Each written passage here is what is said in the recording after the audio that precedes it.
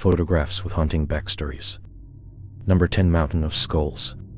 Between 1800 and 1900, American bison were hunted by American settlers who had a seemingly unquenchable bloodthirst for the animals. Cross-country trains were packed with hunters who would aim at the bison from the windows and kill several in one go. Once the bison were down, the hunters would get out, skin them, and cut out their tongues. The remains of the bison were left to decompose in the hot sun. Between 1872 and 1874, one railroad business shipped 500,000 bison hides east, and eventually the bison population was almost decimated. Their numbers dwindled to mere hundreds from what was estimated to be between 30 and 60 million. This photograph captured the aftermath of the horrific slaughter. It depicts a mountain of bison skulls in the Midwest during the mid-1870s. Fortunately, conservationists, indigenous tribes, ranchers, and many more made a concerted effort to save the bison from extinction, and today there are estimated to be 500,000 in the U.S. Number 9. Still missing. Devont Hart was one of 6 children adopted by lesbian couple Jennifer and Sarah Hart. Hart took part in a demonstration against police violence in Portland in 2014 and was photographed hugging a white police officer, anguish etched on his face. The picture went viral on various platforms, and the young boy was thrust into the spotlight. The palpable emotion visible on the boy's face in the photo took on a whole new meaning in March 2018, when the world woke up to the news that the Hart family's SUV had gone over a cliff in California. All the members of the family were in the car at the time, and police believe that the driver, Jennifer, went over the cliff intentionally. 5 bodies were recovered at the time. Later, Sierra's body, one of the 6 children, was recovered, and remains of Hannah Hart were found on a beach in May 2018. It was subsequently found that Jennifer was under the influence of alcohol while driving, and that Sarah was in the passenger seat looking up different ways to end one's life. One of the searches included how long does it take to die from hypothermia while drowning in a car. During the ensuing investigation, terrible details of the Hart's family life came to light. There have been allegations of child abuse, and one of the family's neighbors told a news channel that the 15-year-old Devont would often come to her home asking for food. He went on to say that Jennifer and Sarah Hart would starve the children as punishment and forbid them to go outside. Devont Hart's body has never been found. Number 8. Tree of Baby Graves. In South Sulawesi, Indonesia, lives an ethnic group called the Toraja who practice animism. They believe that non-human entities, including fauna, flora, and sometimes inanimate objects, possess a spirit. The group also practice intricate funeral rites, which in itself are occasions for families to gather and the rest of the villagers to participate in these events and reaffirm their commitment to ancient beliefs and traditions.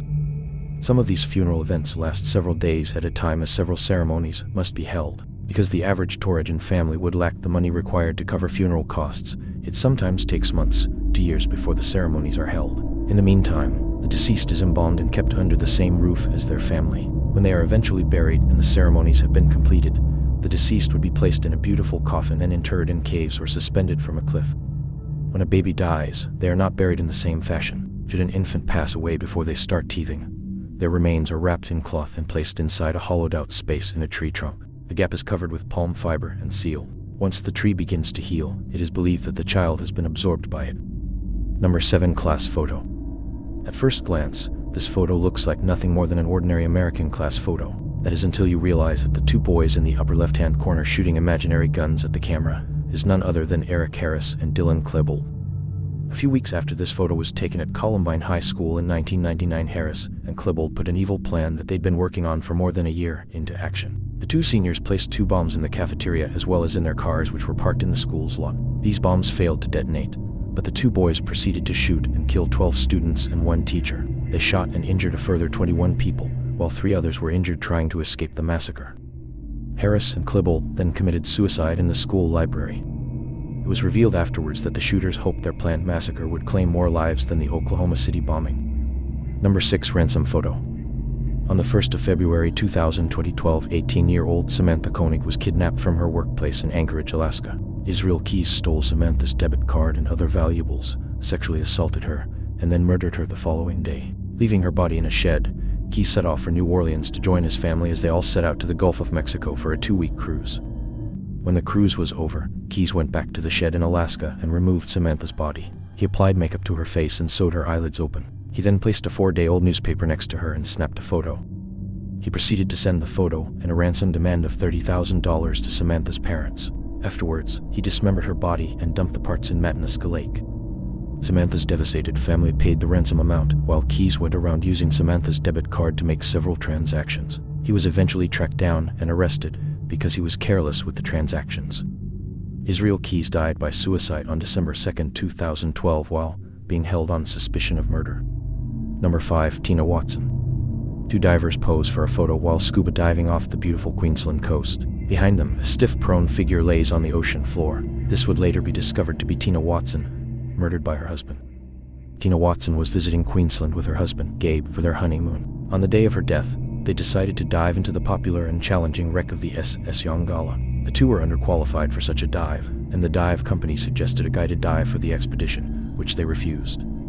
During the dive, Tina ran into trouble and sunk nearly 100 feet to the ocean floor. Gabe claimed to have tried to save his wife, but due to an ear problem, he said he could not dive deep enough to help her. When she was brought aboard, she was pronounced dead after 40 minutes of CPR, due to contradictory statements issued by Gabe and the fact that before their marriage, Gabe asked Tina to increase her life insurance and make him the sole beneficiary. Foul play was suspected. He was charged with manslaughter charges in Queensland, but later had his charges dismissed when he was charged in his home country of the United States related to the planning of the murder.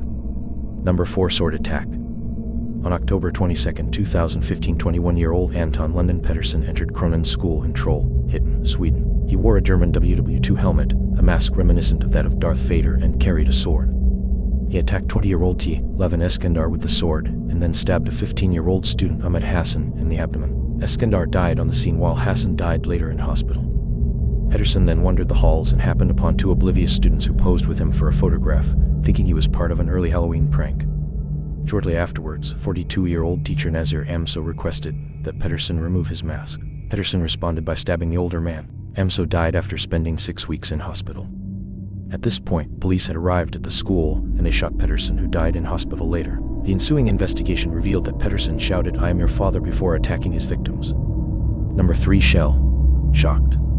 First photographs were taken during the late 1820s, but it took another century for smiles to become the standard expression in them. Before that, grim expressions were the norm, with some modern-day researchers and experts believing that bad teeth could have been one of the reasons for smile-less photos way back when. Another theory says because photographs took so long to take in the 19th century, it was hard for people to hold their smiles long enough. During the Great War that lasted from 1914 to 1918, there was even less to smile about. Millions of soldiers and civilians lost their lives, and those who survived the war were subjected to PTSD, living their lives with missing limbs and missing loved ones. In this photograph taken in the trenches during the Battle of Flers-Courcelette in September 1916, the photographer captured not only medical orderlies tending to the wounded inside a trench, he also captured what seemed to be a happy, smiling soldier.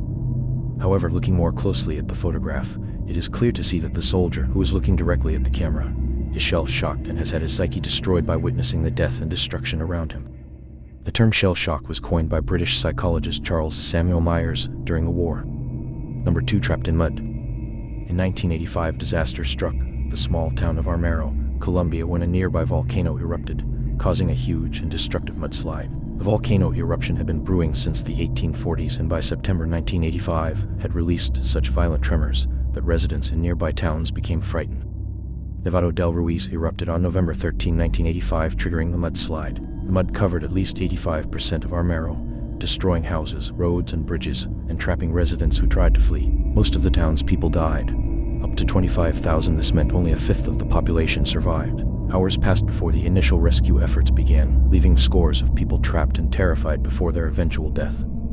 2 days after the disaster, photojournalist Frank Fournier made his way to Armero intending to take photographs of the rescue effort. Fournier was shocked by the chaos and horrifying screams of people on the brink of death. A farmer approached Fournier and took him to a little girl that had been trapped under her house for 3 days. 13-year-old Omara Sanchegar's Anne was buried neck deep in water and debris, and rescue workers were working non-stop to free her. Her legs were pinned down by something in the water, and by the time Fournier reached her, she was floating in and out of consciousness.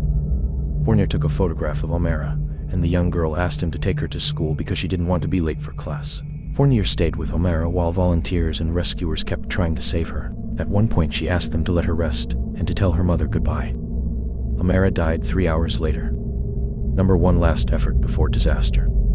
On August 4, 2020, a massive amount of ammonium nitrate that had been stored improperly at the port of Beirut exploded, killing 181 people, injuring at least 6,000 and leaving 300,000 homeless, while causing billions in property damage. The explosion could be heard in Cyprus and felt in Turkey, Syria, and Israel, and is considered to be one of the most devastating and powerful non-nuclear explosions in history.